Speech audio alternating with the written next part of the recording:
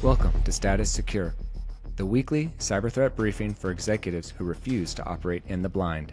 Hosted by the Watcher 6 Collective, uniting former Army Special Forces and Naval Special Warfare Communications operators, alongside an industry-leading CISO nominated for Cybersecurity Woman of the World. We cut through the noise and give you the operational intelligence you need for mission success in a hostile digital environment. The enemy is listening. Is your status secure? Welcome to Status Secure. Today's briefing is about the soft underbelly of the defense industrial base. 5 years ago, if you wanted to win a DoD contract, you filled out a spreadsheet, generated a system security plan, uploaded a score to SPRS, and put the binder on a shelf. It was the honor system. Today, the honor system is dead. The Department of Justice is using the False Claims Act to sue contractors who lie about their cybersecurity posture. CISO, why is the DoD suddenly treating compliance as a kinetic battlefield? Well, it's because the actors have gotten smarter. They realized, especially nation states like the APTs from China and Russia, they realized that the big DoD contractors like Lockheed Martin and Raytheon, they've been working on security for a long time. They understand security and they're harder to attack. But they realized that, your smaller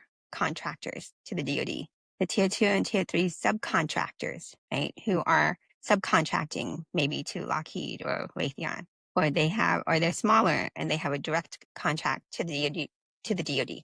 They're like a 50-person, shop. So their security, they don't have a lot of people on security. It makes it a lot easier to attack them. And so now your CUI, which is your controlled unclassified information, is in your supply chain, right? It's in the supply chain. So it's small third parties or even those fourth parties, maybe fifth parties sometimes. So it's the information, your CUI is now expanded out into these smaller companies. So if an adversary steals enough unclassified pieces of information from these smaller contractors and subcontractors, they can reverse engineer. Right? So like a good example is they did some, there's some, when the DoD is getting ready to have a lot of people come together to work on something, there are signs. They order more coffee. They, they're renting more cars because they're coming from all over. So there are signs that there's a large group of highly classified, highly critical folks coming together. So the reality is that CMMC, the Cybersecurity Maturity Model Certification, isn't just a new regulation. It's the DoD pulling the plug on self-attestation. So instead of having to just say, hey, I have security, I'm good, trust me, which is never a good model to begin with, they're saying, hey, everybody who touches, DoD, CUI, controlled unclassified information for the DoD must be secure, right? Because now the fight isn't just at the DoD and the large contractors. It's the small subcontractors and the small contractors who contract directly to the DoD. Got it. Yeah. And, if we speak practically about this concept of trying to put in parameters to ensure there's, let's say, security in this instance, let's go to maybe a different example. We go to a shooting range to train law enforcement to shoot, but we can really only do so much until somebody's in a real life situation. And then how do they respond and react? Is the training enough? Right. And it can be difficult to create realistic training, especially for everybody. You have, like in this example, you have specialized units that train real hard and they are good at this. However, maybe your average law enforcement agency, maybe even your local SWAT, it really doesn't get that kind of training. And so from training to a real life scenario, there's a big gap on, what they're actually going to do based on what they do in training. And so if I think about that on this topic of, we scored a great score on this security assessment, or we've checked all the boxes for this certification, I guess the question I'm thinking of is, how are these companies still failing the operational test when hackers or whoever actually do show up? So you're asking how do they pass all of their attestations or Yeah, I certification? guess I guess what I'm really asking is if I was in this example of like law enforcement, right, and I go to the range and I shoot and it's very like, I don't know, it could be even extremely unrealistic. Maybe I'm in an indoor range and like I'm shooting at a paper target and, I've got to pick up my brass. Like there's actually a story out there about FBI agents that the way they would train is they would shoot, pick up their brass, shoot, pick up their brass. And there was a couple who ended up getting killed in a firefight with whoever, and they found brass in their hands because they instinctually went back to their training of shoot, pick up your brass. And so instead of actually shoot and then reload and shoot, or whatever the situation was, they were shooting and picking up their brass, which is what got them killed. And so for me, the question is, yes, we have these security assessments, we have these security certifications. How do we go, okay, where's the gap and how do we test that gap? That gap from saying, look, I have a piece of paper that says I'm secure, to saying, look, I just got attacked by a nation state. I'm capable to defend against that. I don't know. Does my question make sense? It does, but that's why you have pen testing, right? Where you red team, you purple team. You need to find really good pen testers. That's the thing. You don't want. I mean, this is the challenge, right? Because the company, the CEO, the executives, they want to pass so they can get the contract with the DoD. I mean, that's the bottom line because they're there to make money, right? And so they do everything they can to hire companies and assessors so they can get that piece of paper. In the news lately, it's public information. A company called Dell one day was the shining star of, rapid assessments. You can get your SOC 2 in like, you know, with little effort. The next thing you know, they're in the news because they were a machine where they were actually generating evidence for companies to be able to pass a SOC 2. And so all these companies actually are no longer SOC 2 certified. Anybody who is going to come and certify them understands that they actually have to do more. And these companies' reputations are now, have been damaged. And on top of that, their environment's not safe, not secure. So Dell did a disservice. Not only was it fraud, but in some ways, they've made it so that now these bad actors have a list of companies that they know don't really have security controls because their evidence was fabricated. So you want assessors who are tough. I understand, but just hire pen testers, really good pen testers. Like the best pen testers were criminals. That's the truth. Because you have to think like them and do the pen test. And when that pen tester tells you this sucks or this they were able to get in, then fix those holes. Really put in the money and the resources to fix those gaps. Because I see pen testers who are really great. They tell companies that, hey, I found this, I found this. And then the executives are like, okay, well, that's great, but we don't have money for that. So let's just kind of put a Band-Aid on it and hope the Band-Aid works. That's something that has to change, especially, you want to work for the DoD. You're now part of national security. You can't think like that. Got it. Let's say a breach happens and it's because of a situation like that. Like we had the information, we could have fixed it. We didn't. And so what happens to their status, I guess, I'm curious, as a government contractor? They get blacklisted. They get put on a list and they get fined, and they will no longer be able to not only bid government on DoD contracts, but most likely no other agency is going to want to hire them. Their business is pretty much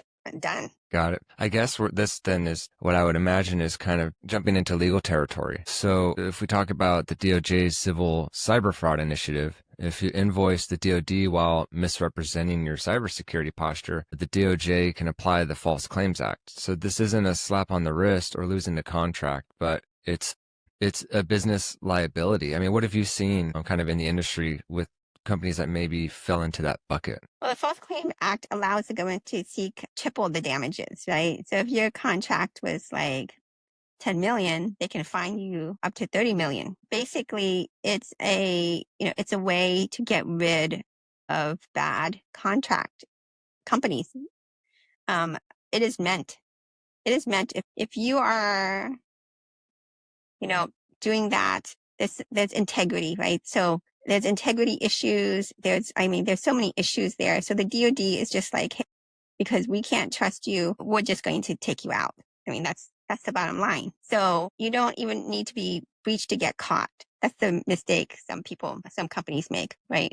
Because the False Claims Act really heavily incentivizes whistleblowers. So, and it doesn't even have to be a disgruntled, employee, right? If an employee really believes in what they do, that they're part of, defending the country, and they know that the company is faking their SPRS score, they can report it to the DOJ, and they will legally be able to collect 15 to 30% of the fine. So if so there's two things there, right? One is that I know my company is not doing, it's not being ethical, is not providing, especially if I love my country, right? I would feel like my company is not doing the right thing for, to protect us. And then the second thing is, like depending on what they find, I could make a substantial amount of money.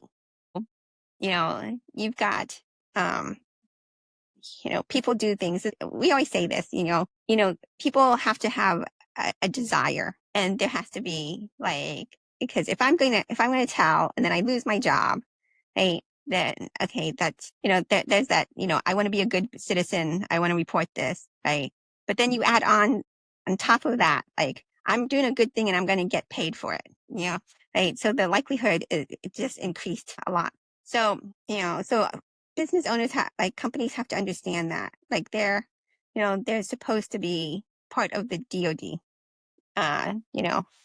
ecosystem. So if you are a subcontractor and your prime will cut you off immediately. So that's the other thing, right? So if you're working for Lockheed Martin and they find out that you're not doing what you're supposed to in terms of security, they will immediately they'll report you. They'll terminate the contract, right?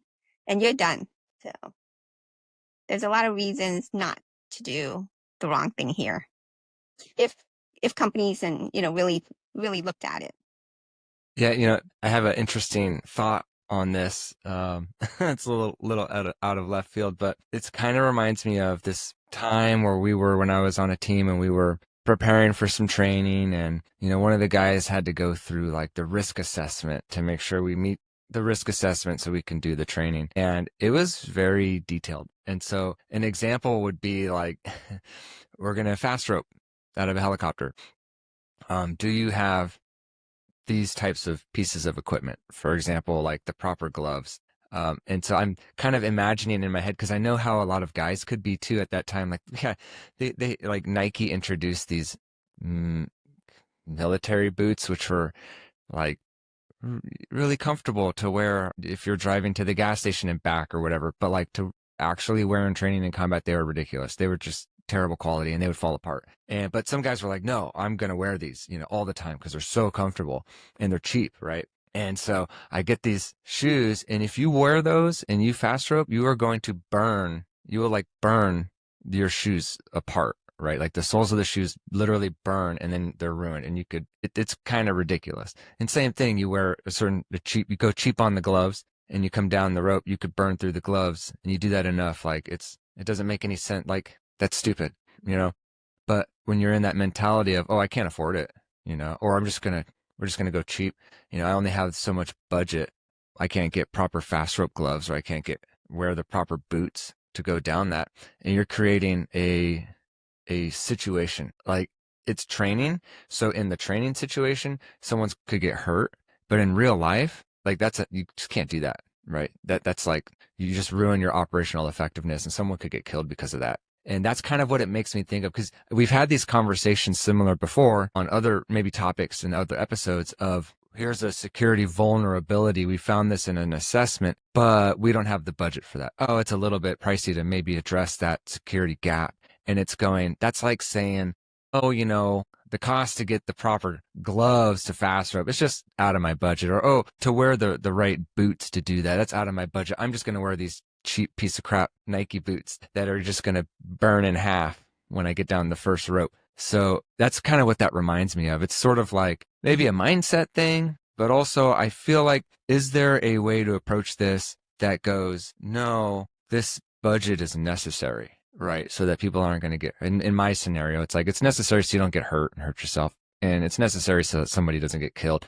And it's in the risk assessment because someone did it right before, and it costs a lot of money to deal with the fallout of somebody getting injured and whatever expenses came along with their medical fees because of it, whatever that situation was, right? Like, does that make sense? It does. It always comes down to, the ability of the security team to influence the board and the executives. And the problem is that most security people talk security, right? It's like, you gave that example about those Nike boots, and I'm like, well, yeah, I mean, it did, those Nike boots didn't work well, but hey, you got through, right? You couldn't use them again, but you got through it, right? So, and then it always comes down to money, right? So, okay, well, how much did those boots cost? Risk quantification is a hard thing for security people. Risk quantification says that you have to be able to, and this is business. This is just, this is just business 101. It always comes down to the money. And if you're a security person and you can't talk money with your executives, you're not going to be able to influence them to get you all the money that you need, right? You have to be able to talk in non-security terms. Hey, look, these people can't actually go through this course, because afterwards they're going to be hurt. Now we're going to have to pay for medical bills, and medical bills, the company's going to be like sued because now these people have to like go see, get medical care. So the cost is going to be like this much, like $1 million. So instead of having people use these cheap boots, and where at the end we're going to have to pay $10 million for medical, right? For medical and to replace their boots. And, why don't we just shift that 10, did I say 10 million, right? Shift that 10 million from, from after it happens to before it happens. And that's a hard thing, right? Because that's a hard thing to get executives and the board to understand. But if you're doing security, you have to learn that skill. You have to be able to speak at at that level and in those terms, because they don't understand, right? Because everybody takes risks all the time, but in order for you to say, hey, this risk is not acceptable, you've got to explain it in a way they can understand. Yeah. And if Yeah, they've that never makes gone on a course, right? And when you talk about that course, I've never gone on a rope course before. So it's hard for me to be like, well, why did those boots not work? I mean, they're boots, right? And you said that they fall apart. What does that mean? Like, it's hard for me to picture. What does that mean? Does it mean like they didn't keep like their color? They didn't like, did the sole fall off? Like what happened to them? Like, it's hard for me to imagine. You just said like you burn through, but it's hard for me to understand that too. Like you said, did they catch on fire when they were going? You see what I mean? Like you really have to be able to communicate like why were those boots not acceptable? They worked. It sounds like they got through the course. At the end, they were damaged, but okay, how much you said those boots were cheap. You see what I mean? Yeah. Yeah. And you're right. And, in that scenario, that was a CYA type thing, right? It was a cover your ass thing coming top down. Basically, here's a list of items that are approved. And we don't care if your guys want to wear the cheap stuff, because if you mark that you're using the approved stuff and you don't, it's no longer on us, right?